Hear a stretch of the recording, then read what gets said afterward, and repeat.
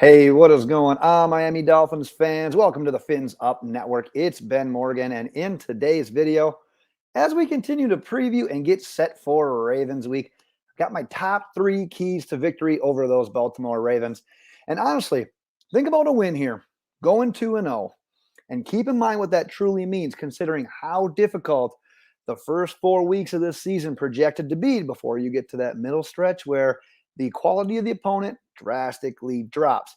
Because if you can get to 2-0 with the Bills on tap at home, and then you get to travel to Cincy for a Thursday night primetime game against the Bengals, who granted it was week one, everyone's knocking off some rust, small sample size, but man, they looked less than underwhelming against the Pittsburgh Steelers. So if you can go 2-0, you kind of got to like the way the first 4 weeks are starting to shake out for the Dolphins.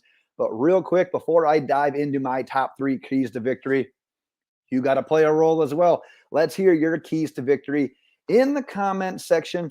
And also, real quick, just like I did last week, my final preview and prediction video that dropped Saturday morning, I'm going to include some viewer questions as well. So if you have a question regarding the Dolphins-Ravens game, go ahead, leave that in the comment of this video. Otherwise, I will be making a post on the YouTube community page.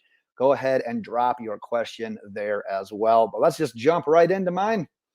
Containing Lamar Jackson, honestly, I think that's a key that everyone is going to have in regards to this game when you play the Ravens, because his ability as a runner, especially historically, you look back at when the Ravens have been the best with Lamar Jackson, it's when he's getting out, it's when he's creating plays. He has been dangerous offensively when he can get loose running the ball. And obviously, he's got the speed, he's got the moves, he's got the elusiveness as a runner.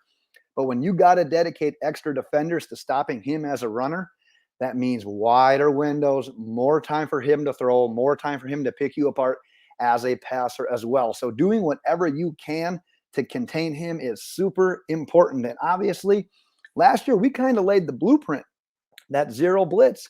We brought the house, and that worked. You've got to believe that there's going to be some prep work that's been done. They got embarrassed on national TV. They're going to be doing everything in their power to overcome that. So mixing in some different blitzes, some different coverage packages.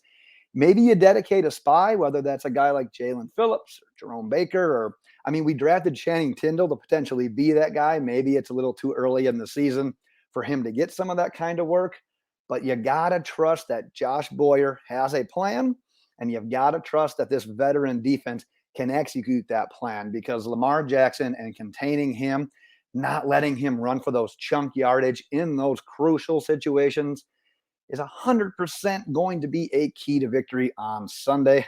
Let's jump into number two, and it's taking advantage of the cornerbacks, because Marcus Peters did not play for the Ravens in week one. And as of recording this video, his status is a bit up in the air for Sunday, although they say the hope for Baltimore is that he will be ready to go. We'll see. But Kyle Fuller last week was lost for the season due to a knee injury, so he's completely out of the picture. And if Marcus Peters plays, he may be a bit rusty. He's probably not going to be a full 100% healthy. So Miami absolutely has to take advantage of the speed, of the skill set that they have on the outside. And with that, I'm obviously talking about Tyreek Hill, Jaylen Waddle. They combined for 12 catches, 163 yards, and a touchdown last week. And if Miami once again struggles to run the ball like they did against the Patriots, they ran for 65 yards. I think we're going to need to see Waddle and Hill post even bigger numbers this week than they did last week, because I wish we could hold the Ravens to 7 points. I don't see us holding the Ravens offense to 7 points. Now, obviously, there's other guys as well. There's Cedric Wilson, there's Sherfield, there's the running backs, there's Mike Gesicki. They could increase their production as well. But at the end of the day, in the passing game, I think we're going to get the bulk of our production on a weekly basis from your Tyreek Hill, from your Jaylen Waddle. And look at what the Jets did last week. I mean, they threw for 307 yards. They got a touchdown, but they also threw the ball 59 times. So who knows? Maybe this is a good game for Tua and the offense to take advantage, take those next steps in this new offense, showcase everything we've heard and seen throughout training camp and into the preseason. But end of the day, You have got to exploit the matchup advantage that you have between the wide receivers and the cornerbacks. Let's go to the last one that I have, and it's overcome the offensive line issues. And this one's a little bit twofold because as of recording this video, both Terron Armstead and Austin Jackson has missed portions of practice. Armstead listed on Wednesday with a toe and veteran rest. And Austin Jackson, Terron Armstead, in case I said that wrong. Armstead was the toe and veteran rest. Austin Jackson with the ankle. So even if one or both are able to play, we're potentially looking at one, maybe two of our offensive tackles that aren't going to be 100%. So best case scenario, they both play, but they're playing a little bit dinged up.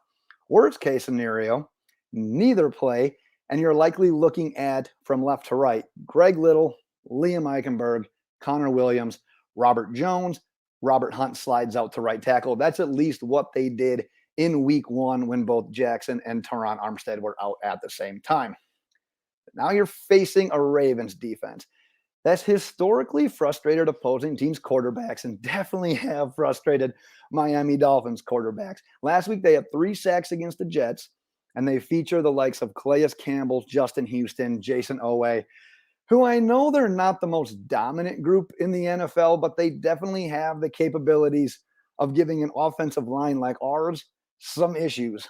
So honestly, I know what you're saying, and it's probably one of your 3 keys to victory as well, because offensive line could be a key to victory every single week, but I'd like to see more protection this week compared to last. I'd like to see more push in the run game this week compared to last. And now we've got to find a way to either battle through a couple of injuries at 2 very important positions, or we're already going to see some backups that need to step up and perform at a high level already in week 2. I mean, we knew that Terron Armstead had some injury history when we signed him, but man, week 2 already, we got to go through this in week 2 already. That's the last thing we wanted as Dolphins fans. So that's what I have as my top 3. But like I said, I want to hear yours as well. Drop those in the comments and get subscribed if you haven't already. And like I said, I've got one final preview video that's going to drop Saturday morning. Going to be giving my final thoughts, my final prediction on Dolphins Ravens. So like I said, if you have a question that you'd like me to consider for that video, go ahead, drop your question in the comments of this video. Or like I said, go back to the YouTube community page. Going to be making a post on Thursday. Drop your question there. I will see it as well and do my best to get it answered on that video. But that's what I have for today, friends. Until next time, Fins